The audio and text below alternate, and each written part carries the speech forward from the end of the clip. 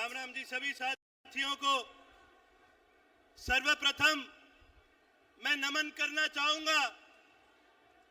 रोहतक की इस पावन धरती को, जिसने हरियाणा को राजनीतिक सोच की विचारधारा देने का काम किया।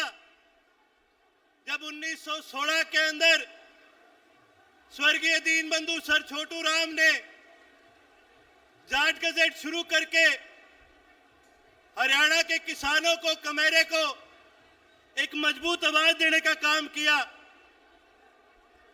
आज यहां पर आए हरियाणा के कोने कोने से मेरे सभी पिता तुल्य बुजुर्गों, मेरे सभी हम उम्र साथियों, माताओं बहनों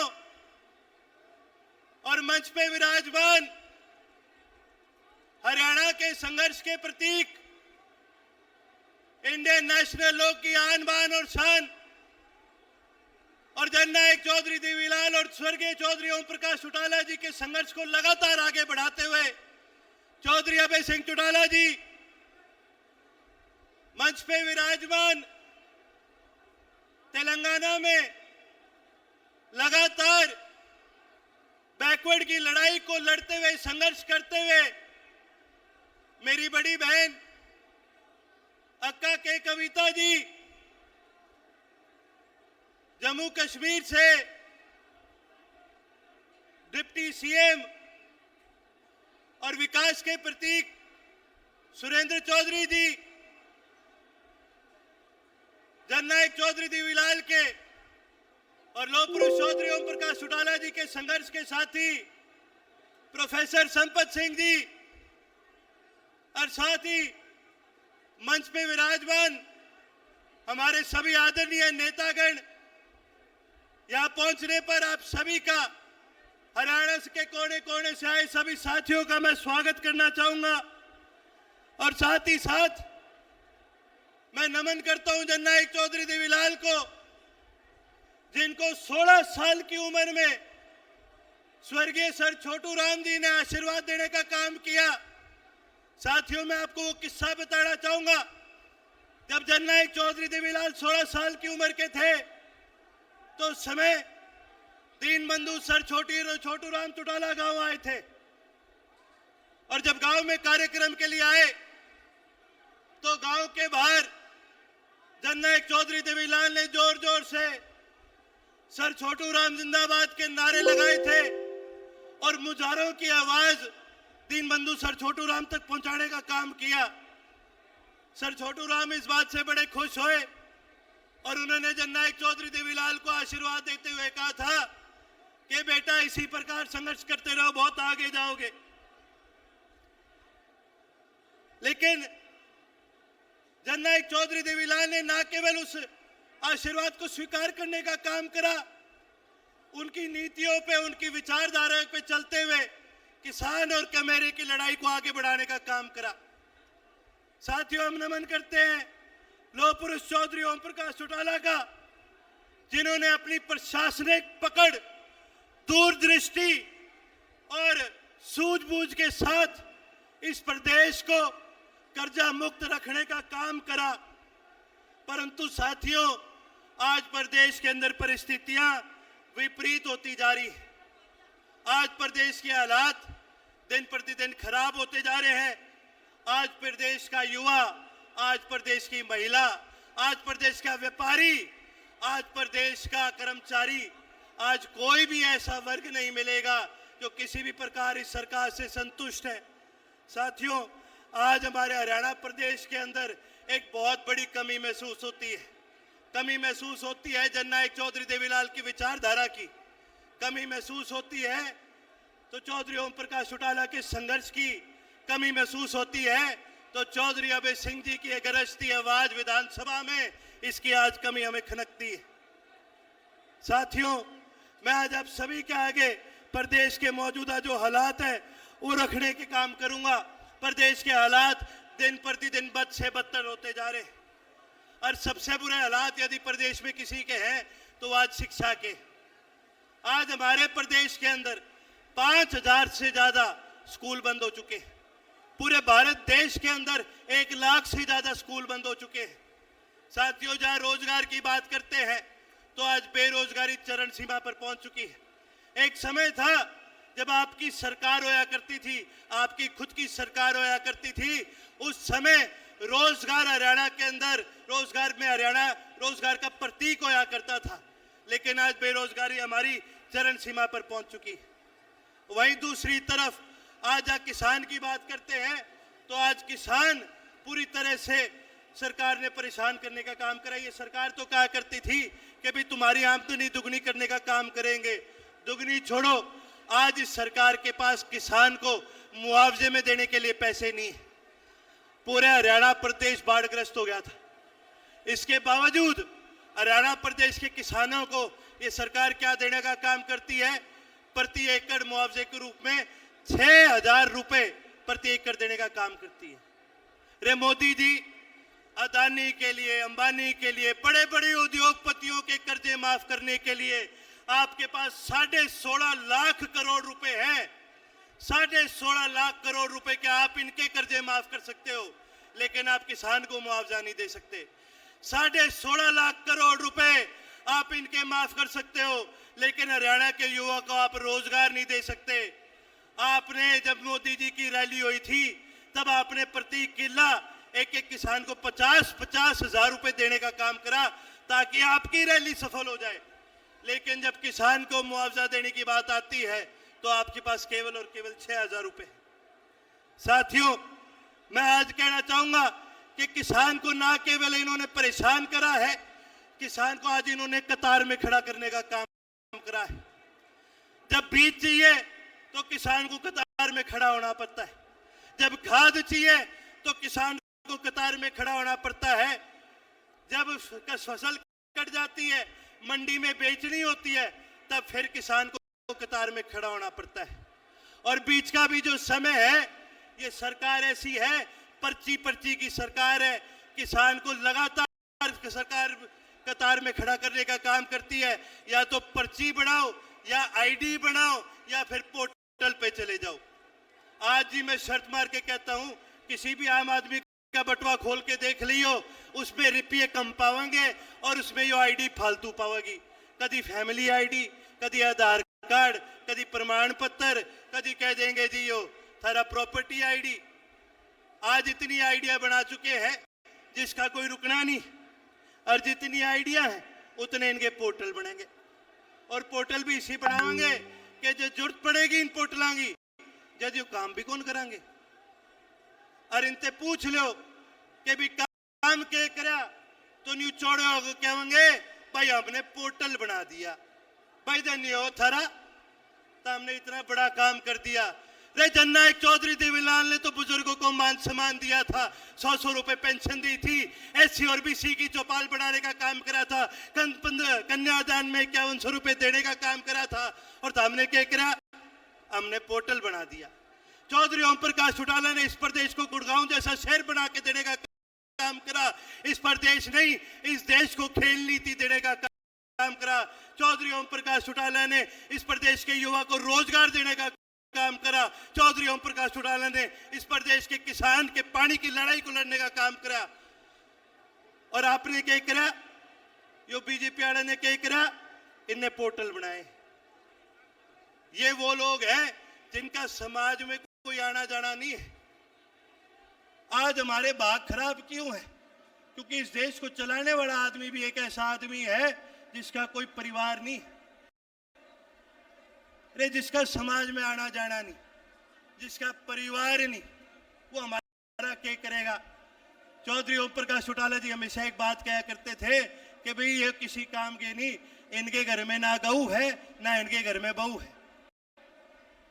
और इस प्रकार के लोग कभी समाज का सुधार नहीं कर सकते थे।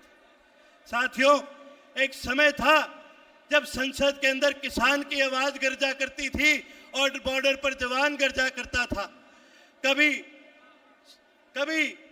चौधरी चरण सिंह के रूप में, तो कभी चौधरी जननायक चौधरी देवीलाल के रूप में संसद में किसान गर्जा करता था। लेकिन आज की एक ऐसी सरकार है जिसने संसद तो छोड़ो, देश की राजधानी के राह भी जो है वो किसान के लिए बंद करने का काम करा है। जितनी सुरक्षा भारत पाकिस्तान के बॉर्डर पर नहीं लगती, उससे ज्यादा सुरक्षा, उससे ज्यादा बड़े बैरिकेड इन्होंने दिल्ली के चारों तरफ लगाने का काम करा, ताकि इस देश का किसान गलती से दिल्ली ना पहुंच जाए। यह आज इस प्रदेश के और देश के हालात हो चुके। साथियों, मैं आपके माध्यम से इस सरकार को याद दिलाना चाहूंगा, जो धर्म के नाम पर हमें बांटने का काम करती है, जो जात पात पे हमें बांटने का काम करती है, मैं उस सरकार को बताना चाहूंगा, हम रोहतक की धरती में है, जहां स्वर्गीय दीन बंधु सर छोटू राम ने जन्म लिया था, जिनको दीन बंधु की उपाधि मुल्तान के दलितों और मुसलमानों ने देने का काम किया। सरदार पटेल को सरदार की उपाधि बड़ौली मूवमेंट के अंदर वहां के लोगों ने देने का काम किया। जननायक चौधरी देवीलाल को ताऊ की उपाधि रोहतक के लोगों ने देने का काम करा, जब इस देश का उप प्रधानमंत्री बनाने का काम करा। उसी प्रकार आज हमारे देश के अंदर ऐसे लोगों की कमी है, आज ऐसे लोगों की जरूरत है। मैं तो कहता हूं सभी साथियों से, आज इसी धरती पे खड़े होकर के हम भी एक संकल्प लेने का काम करते हैं कि चौधरी अभय सिंह चौटाला को मुख्यमंत्री की उपाधि देने का काम करेंगे। इस प्रदेश की बागडोर आपके हाथ में देने का काम करेंगे, क्योंकि हमने देख लिया चौधरी अभय सिंह जी, ये सरकार निकम्मी है। ये सरकार ना न्याय दिला सकती है, ना बेटियों को न्याय दिला सकती है, ना प्रशासन पे पकड़ बना सकती है। अरे मेरे को तो हंसी आती है, दिन प्रतिदिन हम यो मीडिया पे, फेसबुक पर, सोशल मीडिया पर देखते हैं, बड़े बड़े मंत्री आते हैं और आके क्या बात कहते हैं। जब जनता उनके आगे अपनी बात रखने का काम करती है तो ये कहने का काम करते हैं, भैया हमारी तो चाल है कौन है। रे जिस मंत्री की ना चाल है, जिस मुख्यमंत्री की ना चाल है, जिस सरकार की ना चाले, फिर उस सरकार का फायदा के। हमें तो सरकार ऐसी चाहिए जैसी सरकार जननायक चौधरी देवीलाल की थी, जिसमें मंत्री की नहीं आम जनता की चला करती थी। साथियों, मैं आपको उस समय याद दिलाना चाहूंगा जब चौधरी ओम प्रकाश चौटाला जी मुख्यमंत्री होया करते थे। कोई भी साथी डीसी एसपी के दफ्तर चले जाया करता था तो डीसी खड़े होकर स्वागत भी करा करता था, चाय भी पिलाया करता था और साथ में अपने काम भी करा करता था। और आज प्रदेश के यह हालात हो गए, आम आदमी छोड़ो, यो कोई एमएलए मंत्री भी इनके द्वार पर चले जाए, आधा घंटा उसने बाहर बिठा देंगे, कह देंगे डीसी साहब तो मीटिंग में बैठे हैं, बाद में मिलेंगे। यह हालात इन लोगों ने आज हमारे प्रदेश के कर चुके। साथियों, मैं ये एक चीज कहना चाहूंगा कि हम तभी मजबूत हो सकते हैं जब हम संगठित होकर के दोबारा अपनी आवाज को इस देश की विधानसभा में मजबूती में पहुंचाने का काम करें, जब इस देश की सबसे बड़ी संसद में हम अपनी आवाज को पहुंचाने का काम करें। साथियों, पंजाबी में कहावत है, पेट ते ना पई रोटियां, सारी गल्लां खोटियां।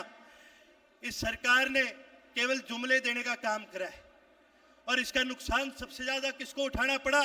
हमारे प्रदेश के युवा को उठाना पड़ा। आज साथियों, हरियाणा प्रदेश में कितने ऐसे सैकड़ों गांव हैं जो आज खाली हो चुके हैं। करनाल में गोलपुरा, जींद में दुराना, मोरखी, कालवा, कैथल में मोटोर, ये ऐसे गांव हैं जहां पर आपको युवा नहीं मिलेंगे।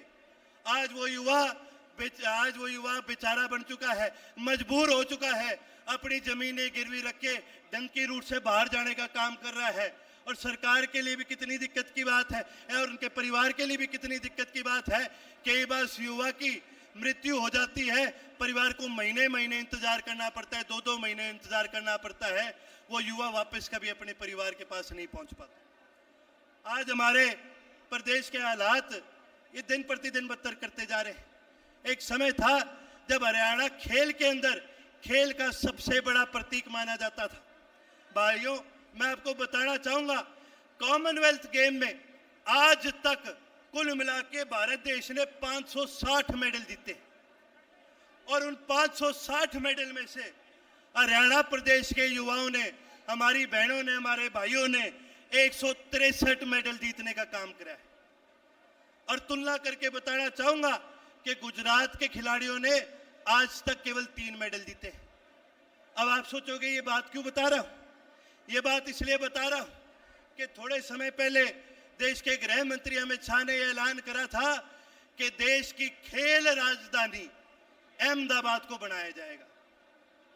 भाई यो भी ठीक है, बाला तो सबसे ज्यादा दूर मन लागे अमित शाह जी फेंक दे होंगे। फिर तो सबसे तगड़ा पहलवान भी मने लागे यो अमित शाह होगा। खिलाड़ी सबसे मजबूत हरियाणा प्रदेश के, मेडल हम ले गया वहां, पहलवान मारे तगड़े, खिलाड़ी मारे तगड़े। और आप देश की खेल राजधानी बना रहे हो अहमदाबाद को। अरे खेल राजधानी बनानी है तो हरियाणा में लेके आओ, खेल राजधानी बनानी है तो रोहतक को बनाओ, जहाँ के पहलवान पूरी दुनिया में मशहूर है। साथियों, ये सरकार तो देती है जुमले, ये बात करते हैं वन नेशन वन इलेक्शन के एक ही बार में ये अपना कांटा फिट बिठाने की बात करें। अगर इन्हें बात करनी है तो वन नेशन वन एजुकेशन की बात करो, one nation one health care की बात करो। साथियों, राम मनोहर लोहिया जी एक बात क्या करते थे, वो कहते थे कि जब तक वन नेशन वन एजुकेशन नहीं होगा तब तक किसी भी प्रदेश का विकास नहीं हो सकता। और इस सरकार ने क्या करने का काम करा, वन नेशन वन एजुकेशन तो दूर की बात, इन्होंने तो स्कूल बंद करने का काम करा है। आज दुख की बात है, हरियाणा में सरकारी स्कूल कम है और सरकारी ठेके ज्यादा खुली है। आज दुख की बात है कि हरियाणा प्रदेश के अंदर आज जो सरकारी स्कूल है ना तो उनके अंदर मास्टर पाओगे, ना उनका ढांचा ऐसा पाओगा जहां पर बच्चे पढ़ सके। सरकार, साथियों, मैं बताना चाहूंगा, डॉक्टर अंबेडकर हमेशा कहा करते थे कि शिक्षा ऐसा दूध है जो पिएगा वही दाढ़ेगा। लेकिन दुख की बात यह है कि सरकार ने साजिश के तहत हरियाणा प्रदेश के स्कूलों को कमजोर करने का काम करा है। अरे आज तो सारी दुनिया, कोई एआई की बात करे, कोई मेटा की बात करता है, कोई चैट जीपीटी की बात करता है। आज दुनिया तो एआई की बात कर रही है, लेकिन ये सरकार हमें स्कूल में पढ़ाने की क्या बात कर रहे हैं, ये सरकार हमें स्कूल में बाल नरेंद्र पढ़ाने की बात कर रहे हैं।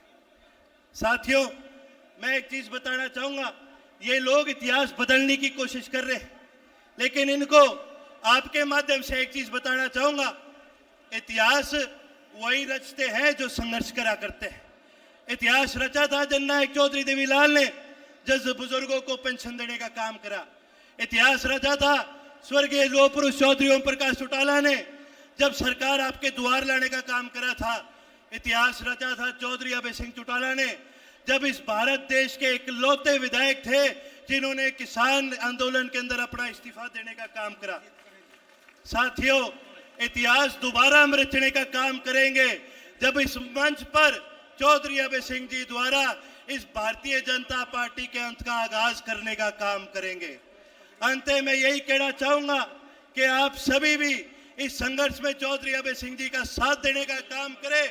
इसी बात के साथ मैं अपनी वाणी को विश्राम देने का काम करूंगा, लेकिन उससे पहले एक बार सभी साथियों से ये अनुरोध करूंगा कि सभी मिलकर मेरे साथ नारा जरूर लगाएं, ताकि तमाम दुनिया जो यहाँ तक नहीं पहुंच सकी, जो साथी देख रहे हैं, उन तक भी ये संदेश पहुंचे कि अब इस भारतीय जनता पार्टी के अंत का आगाज हो चुका है।